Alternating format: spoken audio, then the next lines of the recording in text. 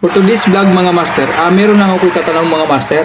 Kasi yung iba nagsasabi, toothbrush muna, yung mag-gargle, di ba? Nagguguluhan ako master kung alin talaga ang unahin kasi minsan nagawa ko rin ganito, bago to.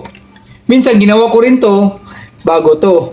Stop it. Kaya sa inyo mga master, comment nga nyo below, ano ba ang talagang best way, part na para maging mabango tayo, yung ngipin natin maganda, lahat-lahat, as in talaga, as in all. Ano ba talaga? Baka may mga dentist dyan, pwede kayo mag-comment sa akin, dyan, comment section below.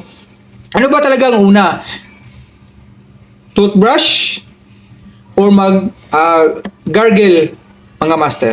Okay? So, yun lang mga master ha. Comment lang kayo below para pwede kong sundin kung ano yung magandang best na payo para sa inyo mga master. Okay? Para yung iba din na kung anong may alam din sila para may share din natin tong mga tips na to master para ikaganda po master. So, see you my next vlog mga master. Bye-bye!